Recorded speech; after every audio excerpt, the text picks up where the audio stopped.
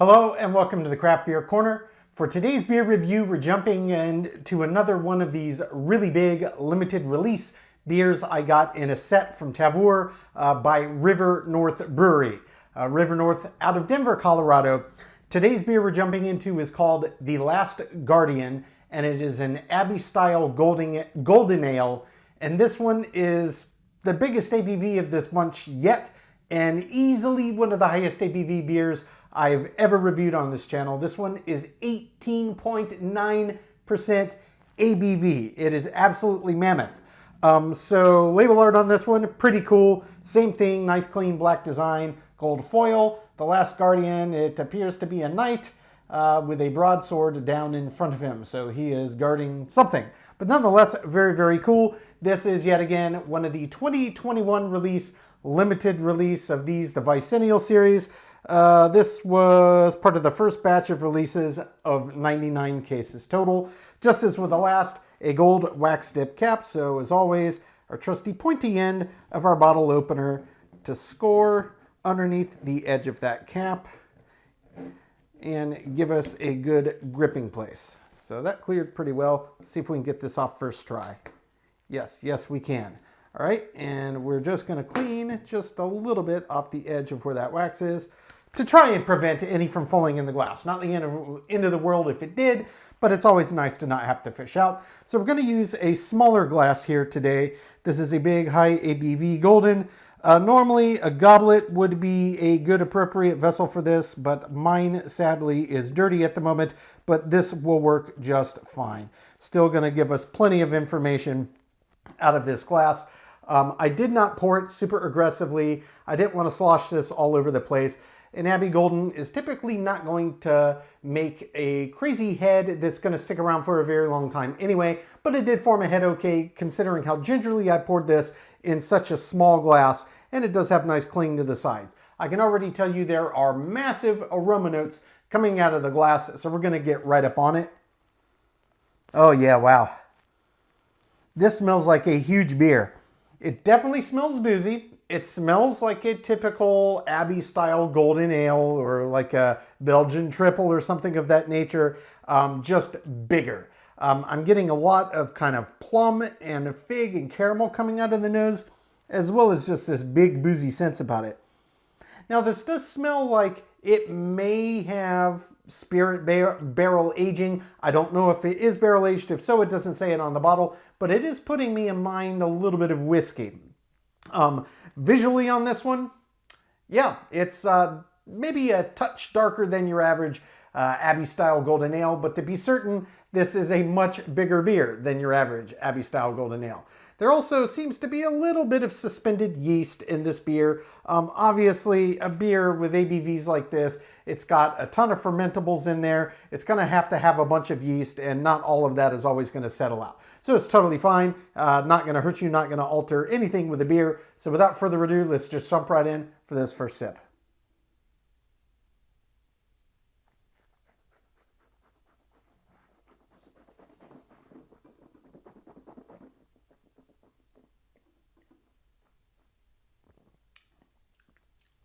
Ooh, man, that is a big, big beer indeed. Very, very intense beer in terms of intensity of flavor. So the first thing I can say about the body and the mouthfeel, it's almost 19%, guys. This is a very, very heavy beer. It feels extremely heavy, and I had a very small sip. It feels extremely heavy. And the resistance on this, the viscosity, it's like on the level of, say, a milkshake IPA. It feels extraordinarily thick. You never get an Abbey-style golden that feels like this, but it feels appropriate given this astronomically high ABV on this beer. Next thing I can say, as you might anticipate an ABV this high, yes, there's this wonderful warming sensation as it goes down. And yet there are elements in this beer that do taste like it might very well have been barrel aged to me. Again, they didn't mention it on this beer, but it does taste strongly of whiskey paired with an Abbey-style golden ale to me. It could just be the high ABV, just the combination of malts that they used, but I strongly suspect that this may very well be a barrel-aged beer, and it's absolutely fantastic. So, big, big, big. what you get on the nose does directly translate into the flavor profile as you swallow. First thing is just the immediate presence that this beer has when you swallow. The next thing is that wonderful warming sensation. You get this almost whiskey or bourbon-like quality that pops out. But then the underlying classic character traits of this beer style do also pop out. So yeah, there's kind of like candied apricot, there's a little bit of raisin that pops in, and there's a lot of caramel and toffee undercurrents in this beer. It's very, very nice. So it's a combination of almost like cobblered stone fruits in tandem with just this rich toffee and caramel undertone. So it's basically like your run-of-the-mill Abbey-style Golden Ale, just way, way, way bigger. This is effectively exactly what I thought it was going to be, and I couldn't be happier about it. So a lot of information to take in. We're going to jump back in for a second sip, let everything re-intensify, make sure I didn't miss anything of note. Then we'll talk about the balance of the finish. But on first sip, a huge and truly delicious beer. This is a special one. Take two.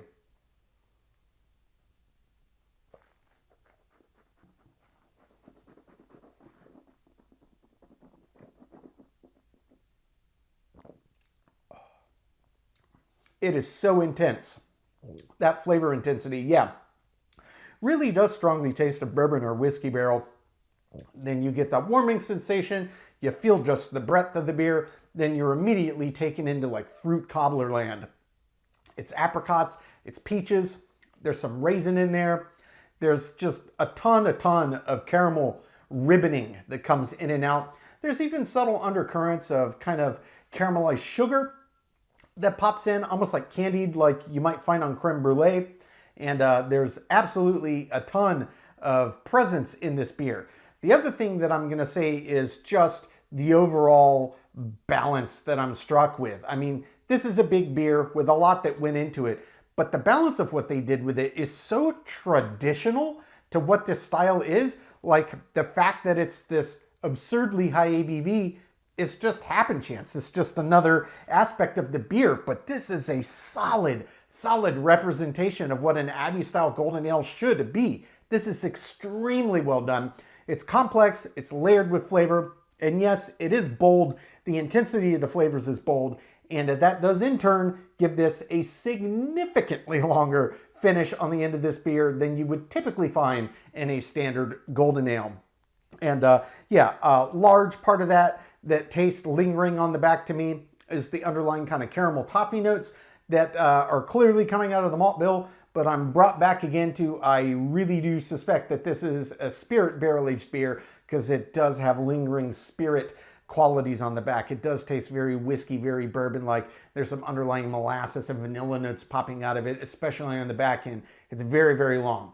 No dryness at all. It's very round. It's very wet. It's very thick. It's very heavy. This is a huge, huge beer meant for multi-hour slow sipping sessions.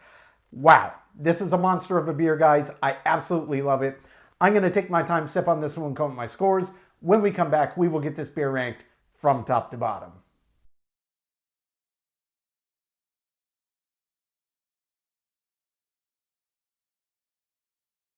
All right, now that we've gotten to enjoy this beer, we're going to get it ranked. This was River North Brewery's The Last Garden, an Abbey-style Golden Ale, clocking in at a massive 18.9% ABV. River North is based in Denver, Colorado. So this was another one of these huge limited release beers I got from Tavour in a set from River North. This specific one was really, really good. The biggest and highest ABV to date. And this was just a fantastic example of a typical Abbey-style Golden Ale. And of course, this was just amped up. The dial turned up, well, frankly, beyond 11. Only one category on this one that did not get a perfect score. We'll jump straight to the category in question. That's the head and retention. So this is not a style that you expect to have really great retention. It'll form a decent enough head, and this one did. Gave me all the information I needed on the nose, but it's not a beer style that's gonna really hold and retain a thick foamy head like, say, an oatmeal stout would. I didn't expect that, and that didn't happen here. Really, it was just average, and I did give it an average score, 5 out of 10, which does leave a perfect 10 out of 10 in the 9 remaining categories. That's aroma, taste, body, mouthfeel, finish, appearance, balance, feeling and intangible, my subjective thoughts category, and example of style. So the total score on River North Brewery's The Last Guardian, the 2021 release, mind you, is a 95 out of 100. Well above average, guys, and that's putting it mildly. This was a huge, and I mean just positively huge beer. Everything about this was big, bold, in your face. There was no subtlety whatsoever. The breadth of the beer, the presence that it had, the intensity of the flavor profile, it was essentially a well-crafted classic Abbey-style golden ale, just multiplied and multiplied and multiplied. I don't know how River North does it, but this is just another of these fantastic, huge beers that I got that has just been an absolute home run. Guys, if you're into these big Belgian-style beers, this is even bigger than they already are. I do highly recommend this one. Folks, that's today's review. As always, I do sincerely appreciate you tuning in today. Please don't forget to like, comment, and subscribe. And if you want to stay in the loop when our videos go live, just turn on your notifications. Hit that bell icon. It is right next to the subscribe button. Until next time, keep it beer, keep it craft. We'll see you on the next one. Cheers.